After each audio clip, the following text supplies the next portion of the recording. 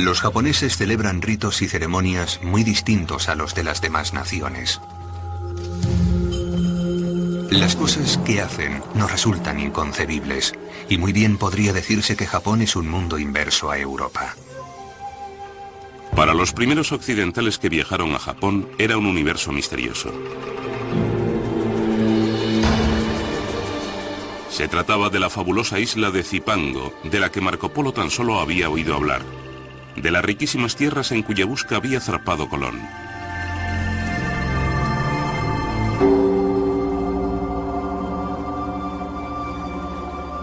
Cuando los portugueses arribaron a Japón en 1543, hallaron un país enzarzado en una guerra civil.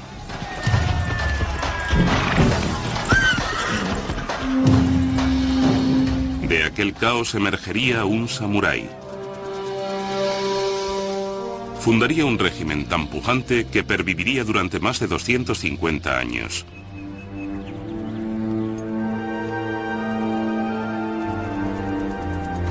Los testigos de aquel mundo, así observadores occidentales como nipones, nos dejaron constancia escrita acerca de aquella era de transformaciones. Suya es la historia de una cultura floreciente, de sus rituales poéticos y de sus enconadas luchas por el poder. Es la epopeya del establecimiento de las rutas comerciales con Europa y de su posterior aislamiento de Occidente. Estas son las memorias del imperio secreto japonés.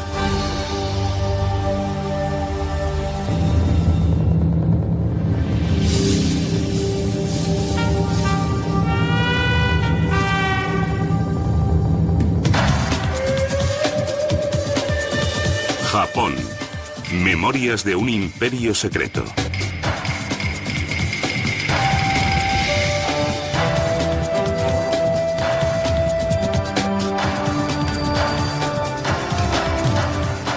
El camino del samurái.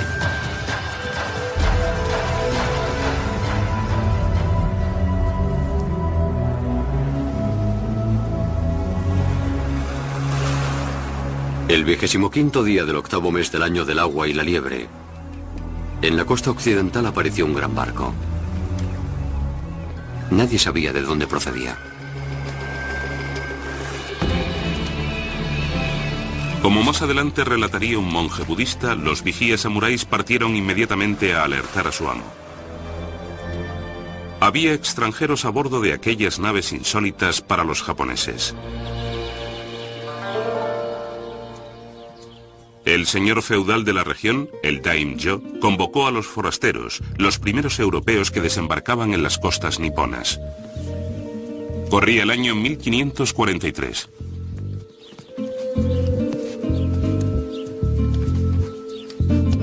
Cuando los mercaderes portugueses comparecieron ante él, al daimyo le intrigaron sus peculiares y extrañas armas.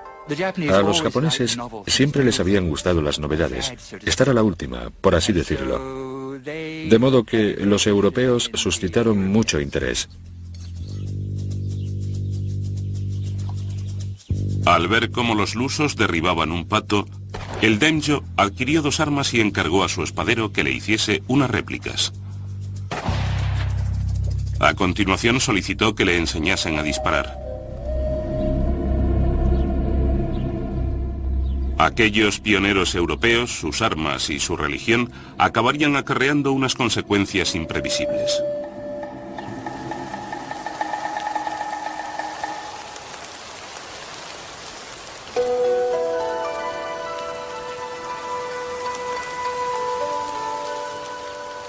Aquel mismo año, en la familia de un daimyo, nacía un niño. Se le conocería como Tokugawa Ieyasu. Su sino era transformar Japón irreversiblemente. Como miembro que era de la elitista casta samurái, aquel niño heredaba un mundo de tradiciones. Un régimen feudal de guerreros samuráis que gobernaban el país por derecho de nacimiento y por la espada.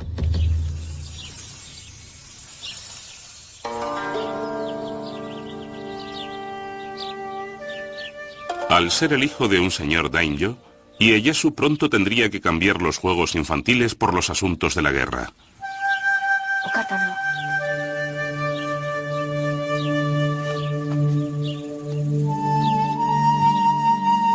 Cuando Ieyasu aún era un niño, el daimyo gobernante exigió a su padre que le enviase al jovencito como prenda para garantizarse que todas sus órdenes serían obedecidas.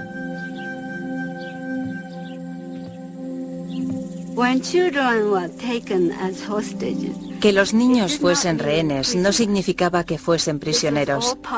Era un aspecto más de las negociaciones políticas que conducían a la firma de alianzas. Puesto que nadie se fiaba de nadie, necesitaban garantías. Y por ello, se tomaban rehenes.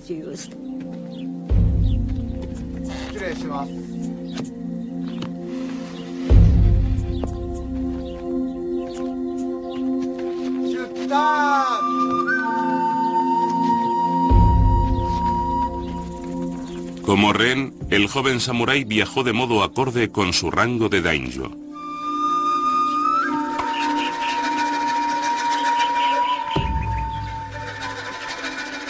No podía imaginar el destino que le aguardaba. Tampoco suponía que jamás volvería a ver a su padre.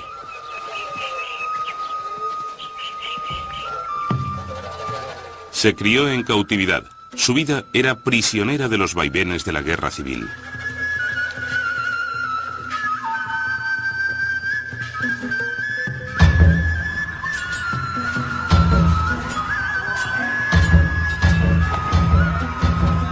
Japón estaba inmerso en guerras. La traición imperaba y nadie confiaba en su prójimo. Se coaligaban con una facción para después abandonarla por otra según soplaran los vientos de la fortuna.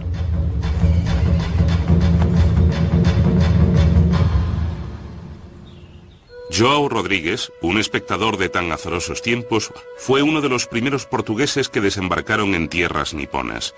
Llegó siendo un grumete de 15 años, aunque pronto se convertiría en misionero jesuita.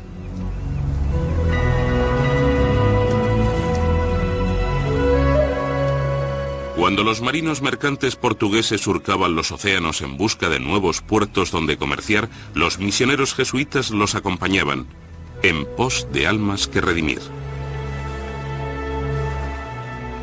Los jesuitas eran jóvenes y entusiastas y afrontaban sin temor los rigores de la peligrosa travesía de 2 años hasta Japón, un país que consideraban propicio para la conversión.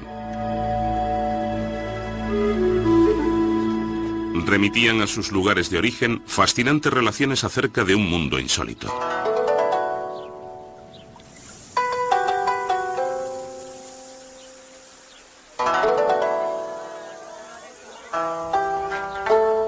Todo es tan diferente y opuesto que no se parecen a nosotros en prácticamente nada. Aunque eso no resultaría nada sorprendente si fuesen como tantos otros bárbaros, lo que más me asombra es que se comportan como personas prudentes y cultivadas en todos los aspectos. Esto es algo que no osaría afirmar de no ser tanta mi experiencia entre ellos. Los misioneros consideraban a los japoneses una raza tan notable y una civilización tan desarrollada que merecía la pena escribir a Europa acerca de la cultura con la que habían dado, el idioma que hablaban los nipones y su complicado sistema político, todo ello completamente exento de influencias cristianas, de influencias europeas. Y creo que es un aspecto a tener en cuenta.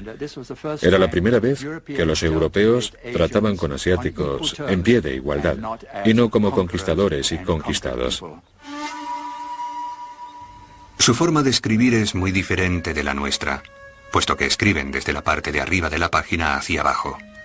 Pregunté a un japonés por qué no escribían como nosotros, y replicó que por qué no escribíamos como ellos.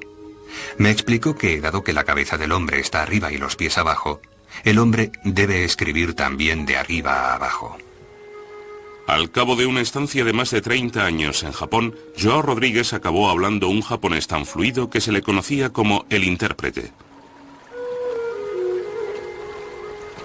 Su trabajo le permitía ser testigo de la vida cotidiana de todos los estamentos sociales, desde los señores de la guerra daimyos hasta los más humildes agricultores.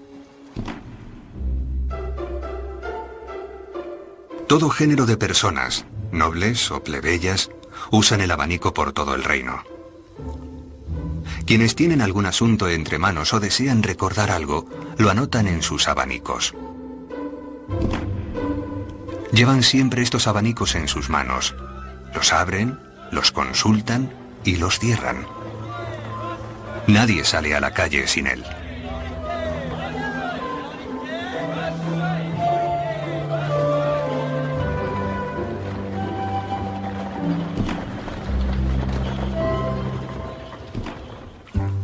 Los nipones, por lo que observó Joao Rodríguez, contemplaban a los europeos con igual fascinación.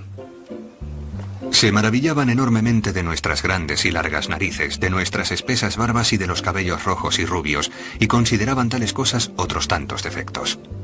Los llamaban los bárbaros del sur, que no es una definición muy halagadora. Sus hábitos alimentarios eran muy distintos. Los japoneses eran muy correctos y comían con palillos. Por aquel entonces, lo normal era que los europeos comiesen con tan solo un cuchillo y los dedos. Además, por supuesto, la mayoría de los japoneses se bañaban diariamente, mientras que me temo que los europeos de la época podían pasarse meses y meses sin tomar un baño. Así que, hasta cierto punto, se merecían el epíteto de bárbaros.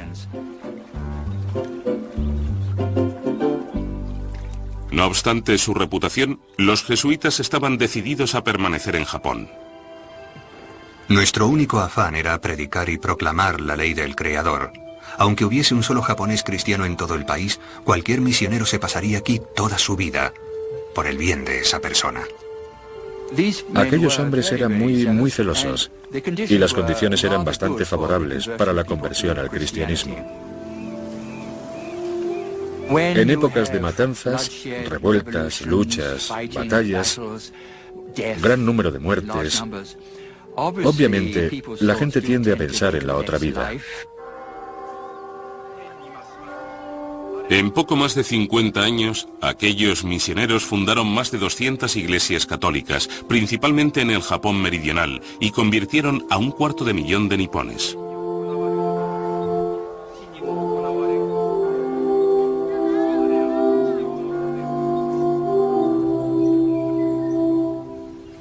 Cuando un señor japonés, un daimyo japonés, cambiaba de religión, su pueblo se veía presionado a hacer lo propio, ya que el caudillo tenía potestad absoluta sobre la vida y la muerte de sus súbditos.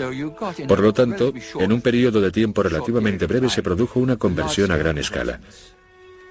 Pero también se daba otro factor.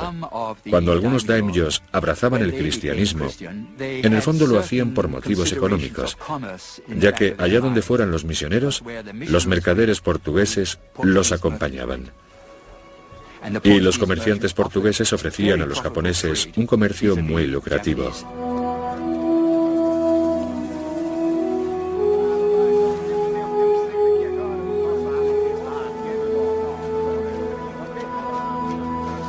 El comercio y la religión entrecruzados. Algunos nipones se beneficiaban, mientras que otros observaban el desarrollo de los acontecimientos con creciente preocupación, convencidos de que el cristianismo constituía una amenaza para su autoridad. Mercaderes y misioneros, los pioneros europeos, habían abierto una ruta que a la postre conduciría a un desenlace imprevisto.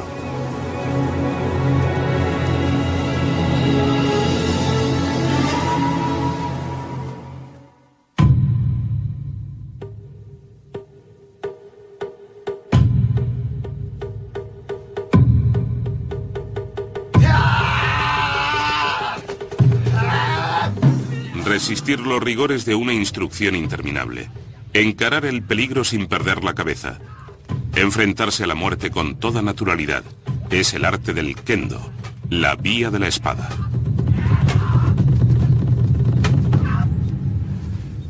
Los maestros espadachines instruyeron al joven samurái en las técnicas de la esgrima y las tradiciones del código de honor del samurái. Tal sería la educación que recibiría el adolescente Ieyasu pese a su condición de rehén. Cuando se tomaba un rehén de cierta categoría, lo habitual era tratarlo muy cordialmente y brindarle una formación como la que recibiría en su propia casa.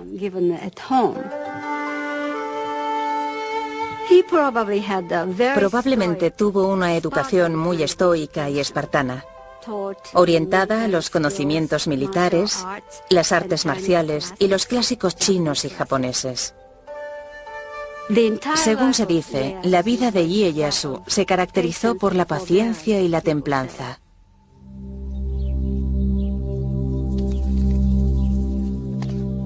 El joven prisionero Tokugawa Ieyasu aprendería lo que significa ser un samurái. Adopta una postura con la cabeza erguida, ni inclinada, ni alzada, ni ladeada. No gires los ojos ni permitas que parpadeen, sino entórnalos ligeramente. Tensa el abdomen y no inclines la espalda. Un legendario espadachín, Miyamoto Musashi, inmortalizaría el modo de vida de los samuráis en un texto clásico, el Libro de los 5 Anillos. Era una guía de estrategia. Su filosofía se adoptó ampliamente en Japón y pervive aún hoy en día. En todas las formas de estrategia, es necesario que mantengas la posición de combate en todos los aspectos de tu vida y hacer que la posición de combate sea tu actitud cotidiana.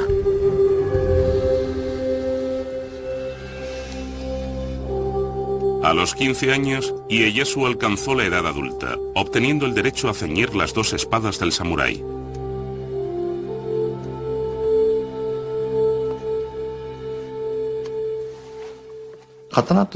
La espada era el símbolo de la casta samurái. Solo los samuráis tenían permitido llevar 2 espadas, una larga y otra corta. El samurái con esas 2 espadas gobernaba a los campesinos y a los comerciantes. Naces para ser samurái. Es una responsabilidad.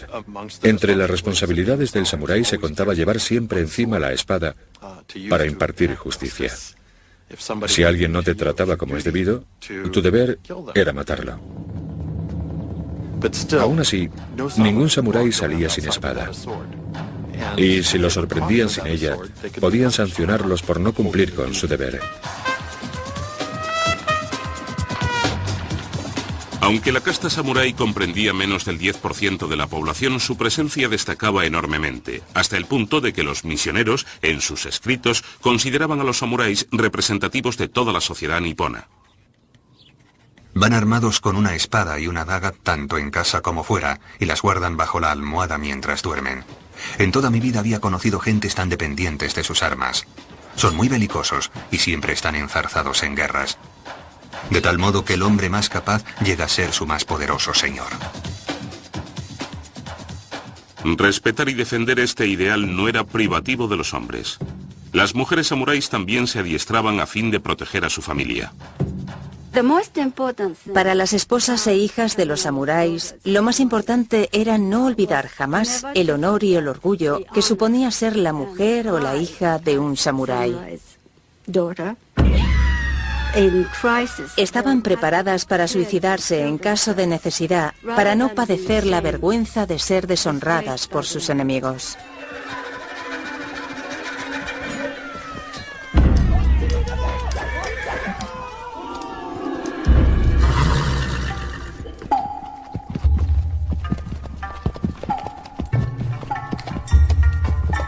El samurái protegía su hogar y su familia, pero alcanzaba su verdadera gloria en el campo de batalla, defendiendo a su señor de sus adversarios.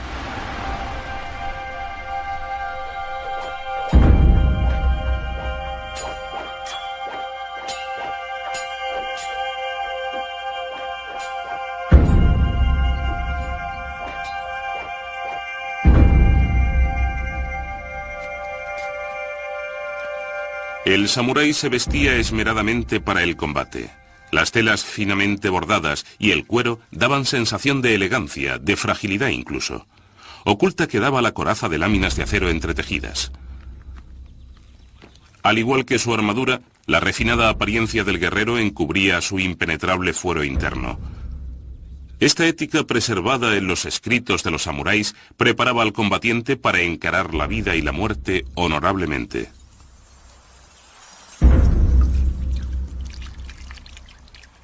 El samurái se lavaba todas las mañanas con agua fría y se perfumaba la coronilla afeitada con incienso para estar presentable.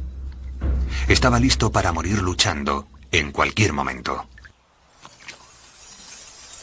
Cherry blossoms Suele establecerse una comparación entre los samuráis y la flor del cerezo. Es sumamente hermosa, como el guerrero con su brillante armadura, pero se requiere una gran tormenta para arrancar sus pétalos. Exactamente igual sucede con el guerrero en la batalla.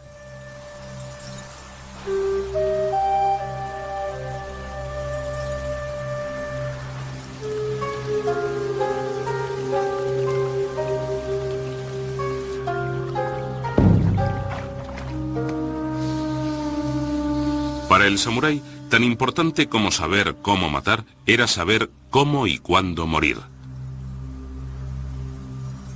En el campo de batalla, sobre todo en los últimos momentos de tu vida, tienes que demostrar tu control. El control de tu cuerpo, el control de tu destino, de tu sino. Es la vindicación, la manifestación de tu fortaleza interior. Así que en esos últimos momentos debes consumar tu muerte. El seppuku o harakiri es el ritual del suicidio practicado por los samuráis. El guerrero samurái llevaba dos espadas a la cintura, una larga y otra corta.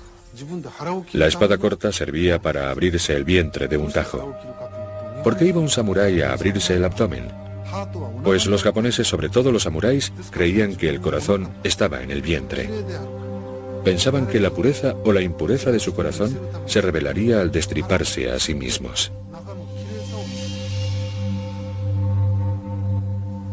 Desde el recitado del poema de la muerte hasta el postrer impulso de la daga, el seppuku es una ceremonia de suicidio que garantiza una muerte honrosa.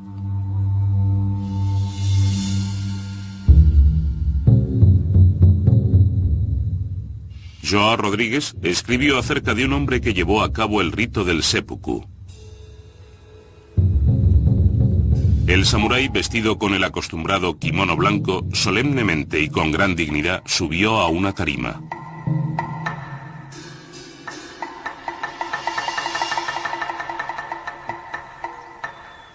A continuación, en voz alta, pidió que le prestasen suma atención mientras se abría el vientre.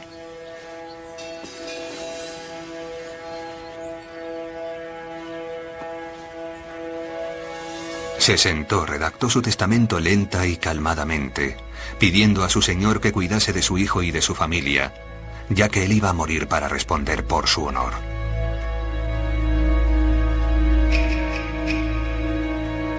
Se despidió, y después, delante de todos, se rajó el abdomen sin ningún temor, y así murió. Estas cosas suceden con frecuencia.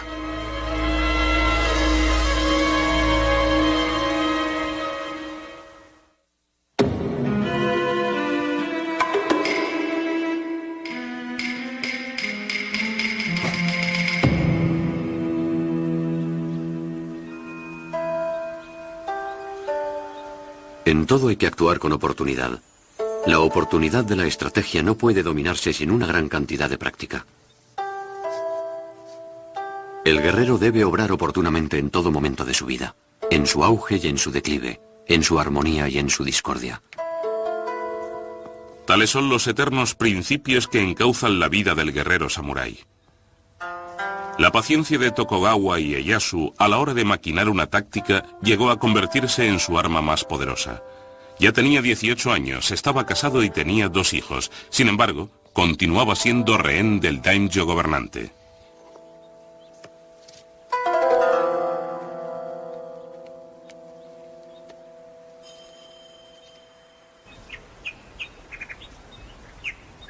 Con el tiempo, Ieyasu fue afinando su maestría en el campo de batalla luchando codo con su señor daimyo.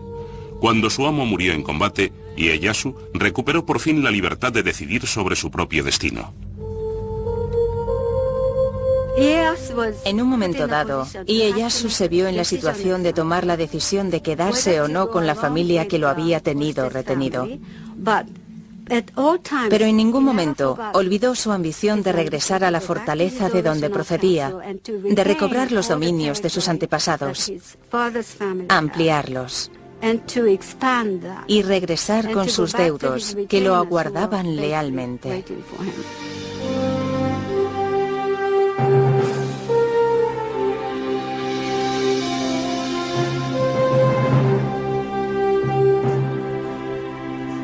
Ieyasu reivindicó su título de señor independiente daimyo.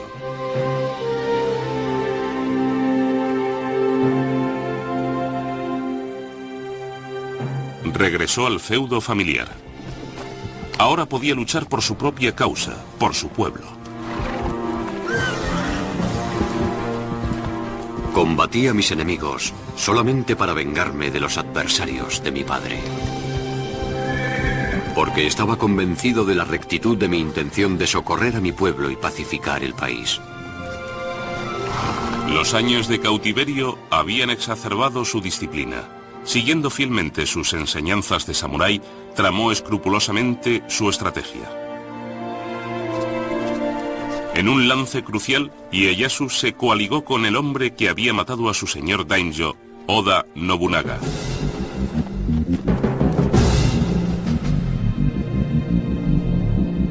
Nobunaga había llegado a ser el señor de la guerra más poderoso de Japón, temido e implacable.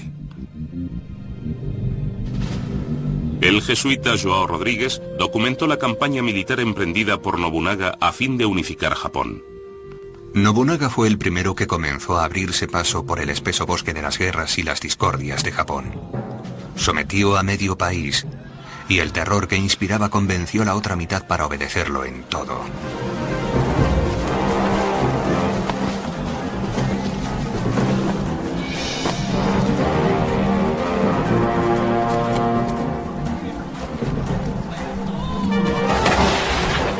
Audaz y reformador, Nobunaga adoptó y dominó las armas de fuego que cobraron gran importancia en la guerra. En la batalla de Nagashino, Nobunaga armó a 3000 infantes con mosquetes y los dispuso en 3 filas.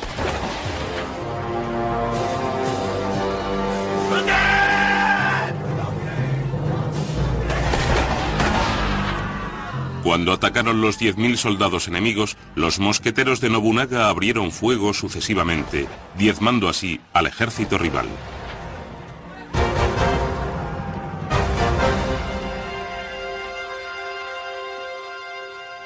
Las innovaciones de Nobunaga en el uso de las armas de fuego transformaron completamente el concepto de lucha de los samuráis. Antiguamente imperaba la idea de que 2 samuráis se encaraban en el campo de batalla. Se gritaban su nombre, su linaje y su procedencia. En ocasiones alguno se adelantaba, se situaba frente a las tropas y desafiaba a otro a acercarse a él y derrotarlo. Por lo tanto, era algo muy varonil. Estaba imbuido del ideal del valor.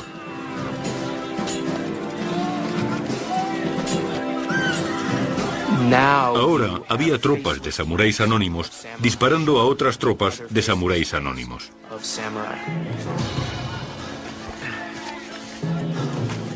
Nobunaga continuó acumulando poder hasta que una noche, una traición urdida en su círculo de íntimos lo cogió desprevenido.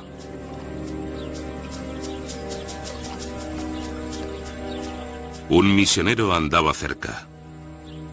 Llegaron unos cristianos cuando me estaba revistiendo para decir la primera misa de la mañana y me dijeron que esperase dado que había alboroto frente a palacio. Enseguida comenzamos a oír disparos de mosquete y vimos llamas. Comprendimos que no se trataba de una batalla, sino de una traición por parte de alguno de sus generales. Hay quienes dicen que se abrió el vientre, si bien otros creen que prendió fuego al palacio y pereció entre las llamas. No obstante, lo que sí sabemos es que de aquel hombre, que había hecho temblar a todo el mundo, no solo con el sonido de su voz, sino también con la mera mención de su nombre, no restaba ni un cabello que no hubiese quedado reducido a polvo y cenizas. En pleno incendio, un general leal a Nobunaga, Toyotomi Hideyoshi, aprovechó la ocasión. Hideyoshi se puso en acción inmediatamente, matando al asesino de su señor, lo cual, en resumidas cuentas, le daba derecho a reclamar el liderazgo de la vasta coalición de ejércitos comandada por Nobunaga.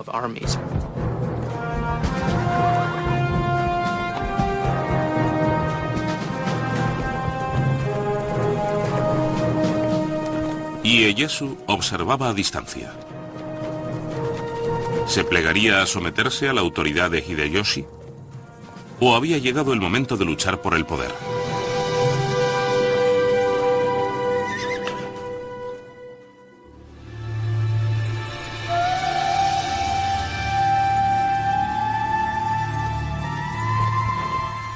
Nobunaga, Hideyoshi y Tokugawa Ieyasu. Estos son los hombres que pondrían fin a las brutales guerras civiles. Pasarían a la historia como los unificadores de Japón. En Japón se narra una leyenda que explica el carácter de los tres unificadores. Nobunaga, Hideyoshi e Ieyasu están contemplando un cuclillo, esperando que cante. Pero el pájaro no canta. Así que Nobunaga dice: pajarito, si no cantas te mataré. Hideyoshi dice: pajarito, si no cantas te obligaré a cantar.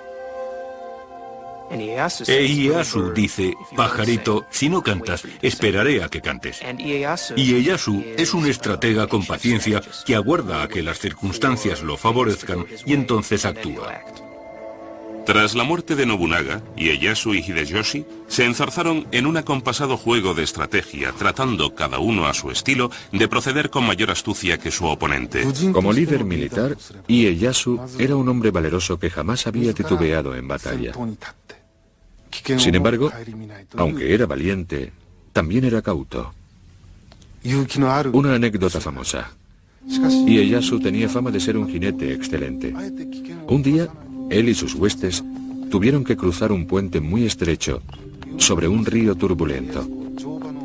Todo el mundo esperaba que el gran Ieyasu cruzase aquel puente tan peligroso a caballo.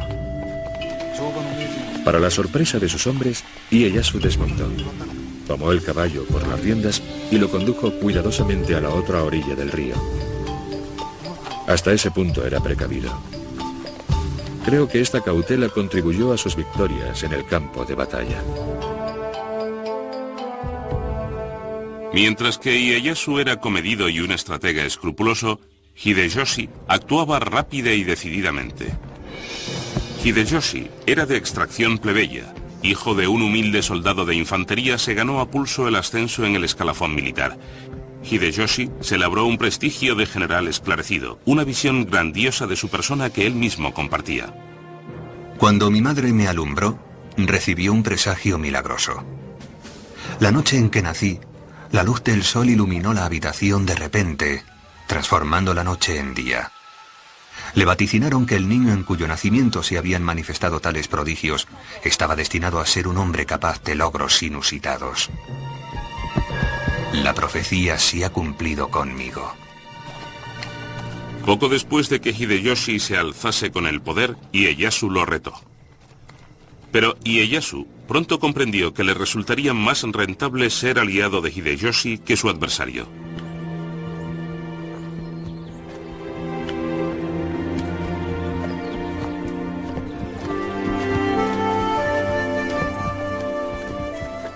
Hideyoshi recompensó a Ieyasu por su lealtad con un inmenso señorío y le ordenó que fundase su cuartel general en la remota villa pesquera de Edo, a casi 500 kilómetros del castillo de Hideyoshi en Osaka.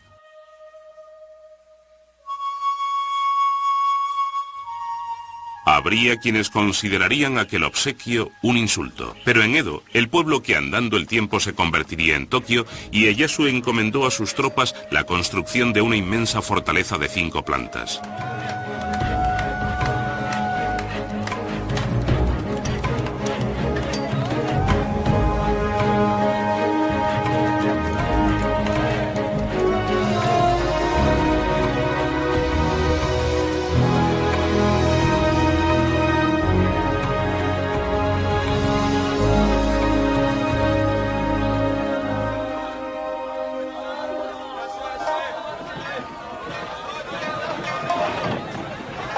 Intramuros de la ciudad de Osaka, Hideyoshi se afanaba en la fortificación de su propio alcázar. La ciudadela, con reputación de ser la más inexpugnable de su tiempo, era asimismo una de las más ostentosas. El castillo de Osaka se encontraba en un emplazamiento estratégico cercano al Palacio Imperial de la vecina Kioto. Desde hacía varios siglos el emperador lo era tan solo nominalmente, permaneciendo ignorado por quienes en realidad ejercían el poder. Mataba el tiempo con los cotilleos de la corte, la caligrafía y la poesía. En tiempos de Ieyasu, la corte sigue careciendo de autoridad.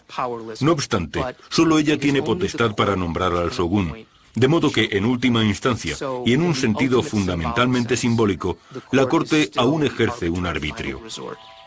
Por ese motivo, todos los señores de la guerra tienen los ojos puestos en Kioto. Debes lograr que el emperador reconozca que eres el combatiente más vigoroso del campo de batalla.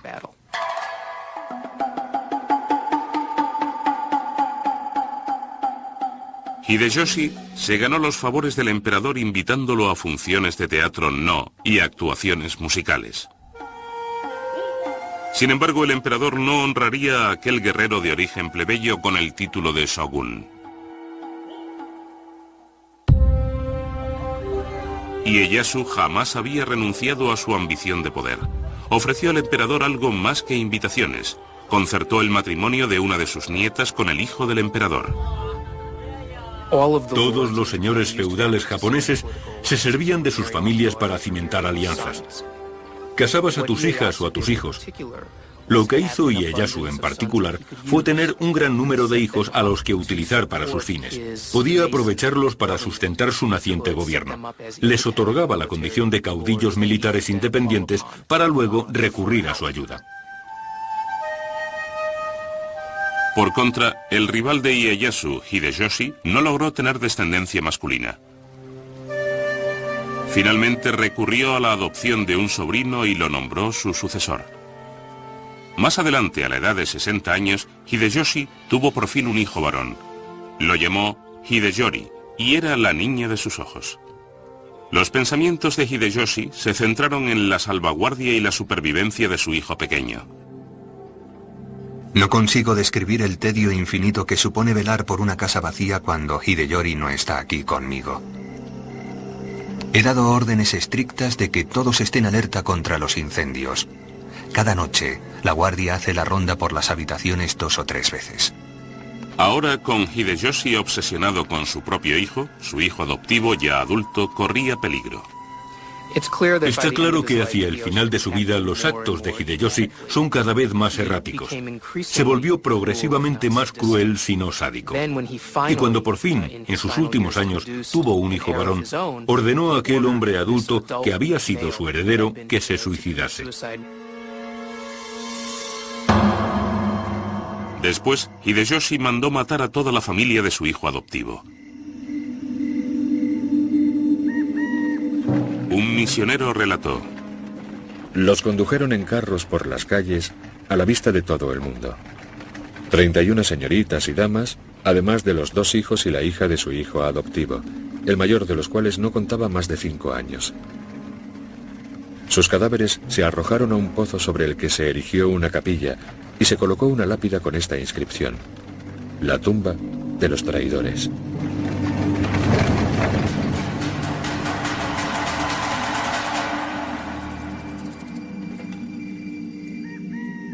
Poco después, la salud de Hideyoshi comenzó a declinar. Escribió su poema fúnebre. Ah, como el rocío sucumbo, como el rocío me desvanezco. Incluso la fortaleza de Osaka es un sueño dentro de un sueño. A continuación, Hideyoshi mandó llamar a Ieyasu y a 4 de los daimyos más poderosos a su lecho de muerte. Los nombró padrinos de Hideyori, su hijo de 5 años, su sucesor y el porvenir del gobierno nipón.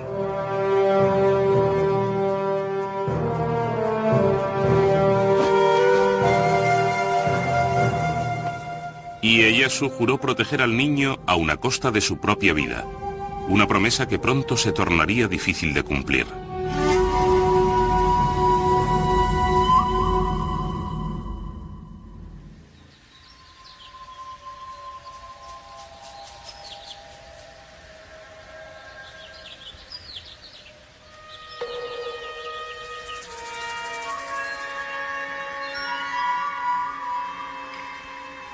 Se dice que la guerra es una maldición.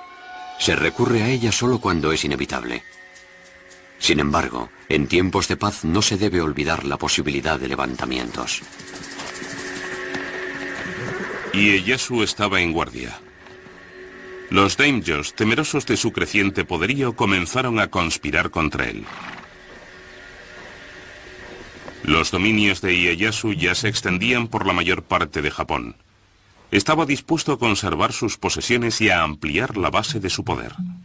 Uno de los apodos de Ieyasu era el Viejo Tejón, y es un reflejo de su habilidad, así como de su célebre capacidad para esperar.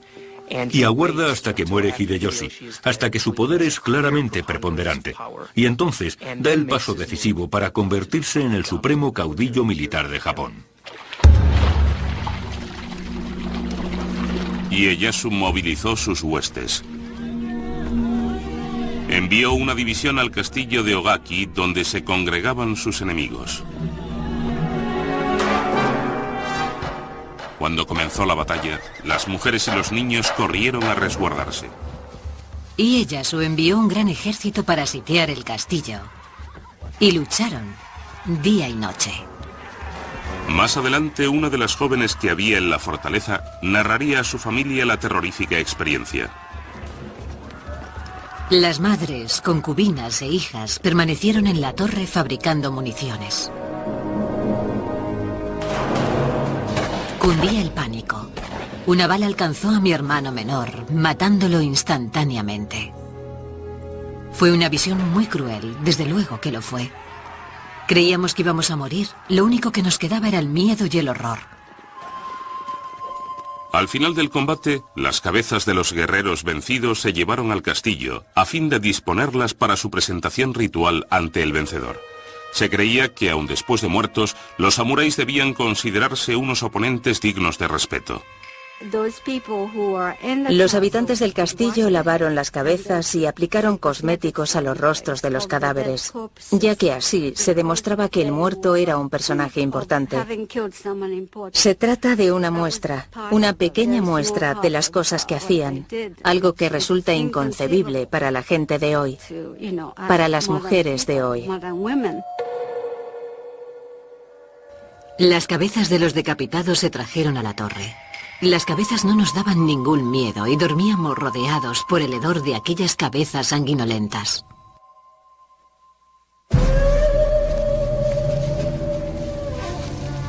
Tras la victoria del castillo de Ogaki, las tropas de Ieyasu partieron en busca de los daimyos rebeldes y sus ejércitos. Se encararon en un angosto valle al oeste de la población de Sekigahara. Esta sería la batalla que desviaría el curso de la historia nipona. Ieyasu estableció su cuartel general en la cima de una colina que dominaba el valle y aguardó toda la noche la llegada del resto de su ejército. Al alba, el médico personal de Ieyasu anotó apresuradamente en su diario: Chispea. Una densa niebla cubre el valle. No se ve nada. Apenas si se distinguen los pendones enemigos. A lomos de caballo, Ieyasu, nuestro señor, ha señalado su posición. Calcula que se encuentran a unos 4 kilómetros. Ieyasu estaba en inferioridad numérica. Se enfrentaba con 50.000 hombres a los 80.000 de sus contrincantes. Aguardaba a que arribase su hijo con refuerzos.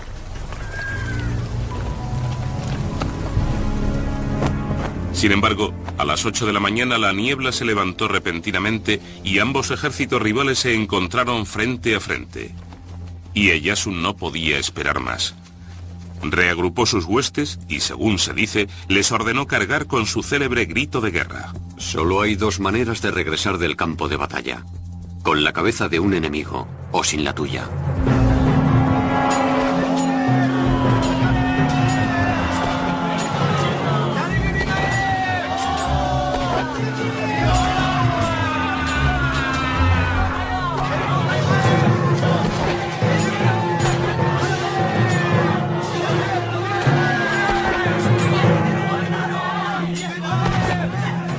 Ieyasu contempló cómo sus soldados se enfrentaban a lo que parecía un reto insuperable.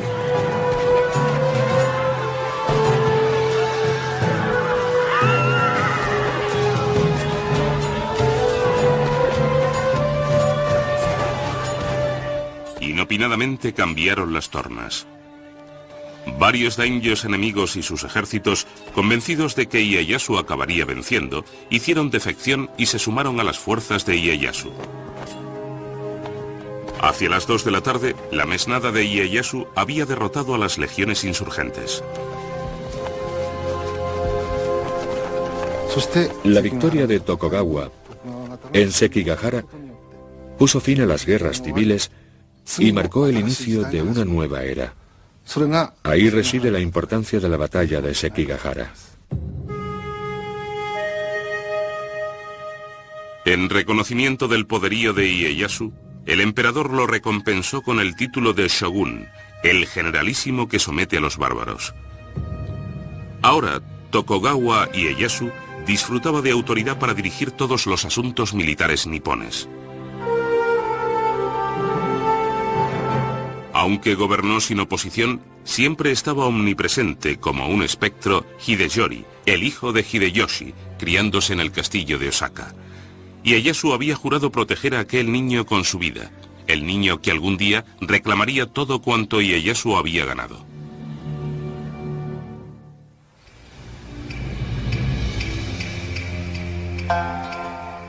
Cuando el joven Hideyori se acercaba a la mayoría de edad, un daimyo advirtió: aunque es el heredero de Hideyoshi, Ieyasu jamás le permitirá gobernar Japón.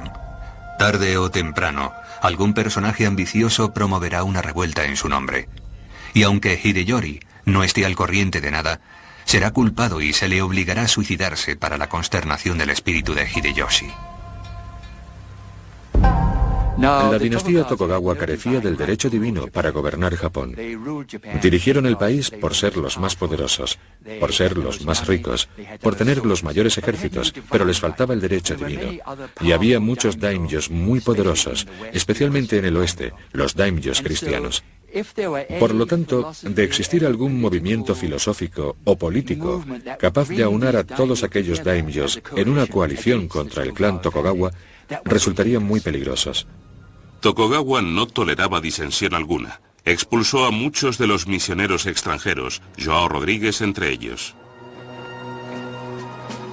Ieyasu quería librarse de todas aquellas influencias extranjeras que no hacían más que enturbiar las aguas, complicarle la vida. Incluso ordenó a los japoneses suspender todas sus actividades cristianas. Aún así, continuaba enfrentándose a la única auténtica amenaza para su poder, el joven Hideyori. Cuando Hideyori llega a la edad adulta, Ieyasu no puede seguir ignorándolo. Es un peligro por el mero hecho de existir. Es el legítimo sucesor de Hideyoshi. Ieyasu está obligado a protegerlo hasta su mayoría de edad. Pero constituye un riesgo intrínseco para la legitimidad del shogunato de Tokugawa. Ieyasu llegó a una conclusión. Ya no podía mantener la promesa de amparar al hijo de un aliado muerto. Ieyasu decidió batallar una vez más. Obviamente sería un nuevo momento decisivo.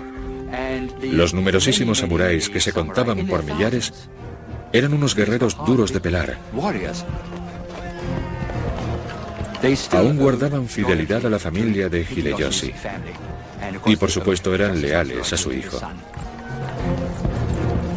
De modo que se reunieron en el castillo de Osaka. Y el castillo de Osaka era una fortaleza muy robusta. Se consideraba inexpugnable.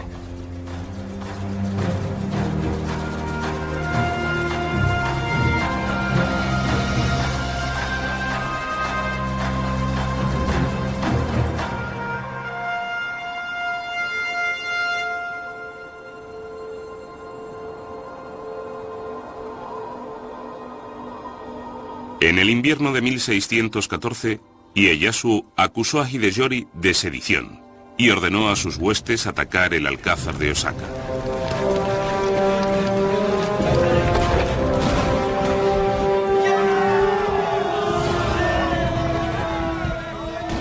Los partidarios de Hideyori, cerca de 100.000, se hicieron fuertes y resistieron el embate.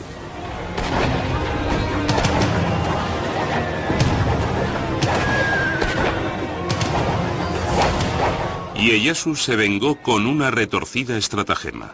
Envió a una mujer samurái a negociar un armisticio con la madre de Hideyori.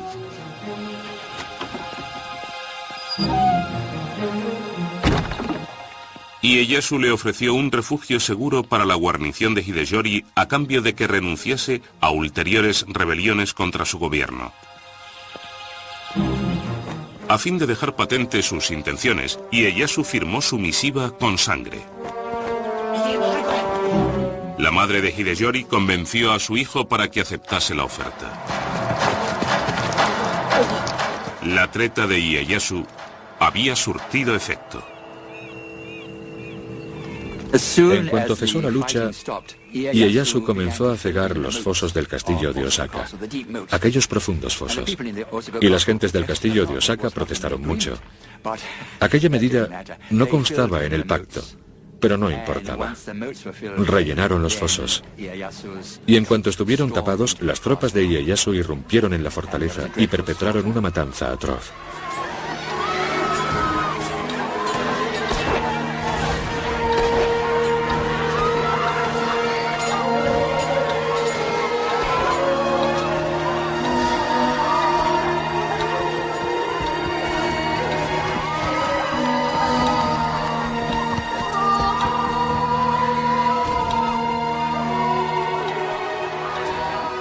Millares de soldados vencidos, mujeres y niños huyeron de la ciudadela.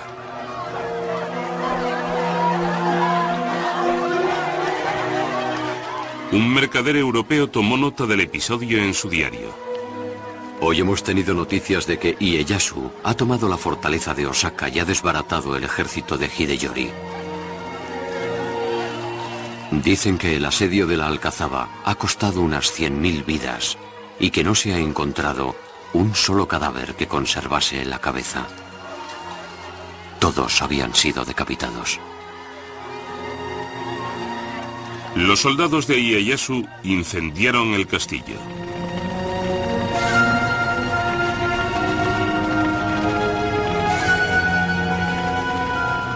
Rodeado por las llamas, Hideyori rehusó rendirse y no le quedó más que una alternativa. Llevó a cabo el seppuku.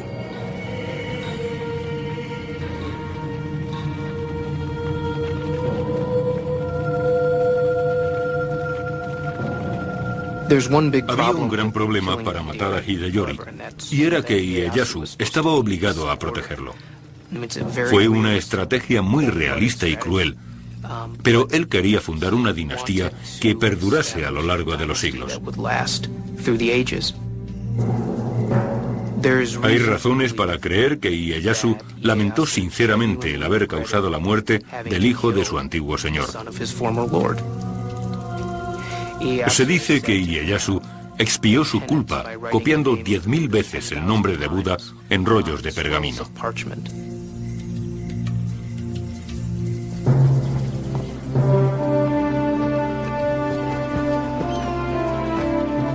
Tokugawa Ieyasu se había deshecho de su última amenaza para su poder, o eso parecía. No obstante, no todo el mundo se encontraba bajo su dominio. Estaban los comerciantes occidentales, a los que apreciaba a pesar de no fiarse de ellos, y los cristianos, a quienes tenía por un peligro. Tokugawa Ieyasu había ganado las guerras, pero su lucha por controlar el destino de Japón no había hecho más que empezar.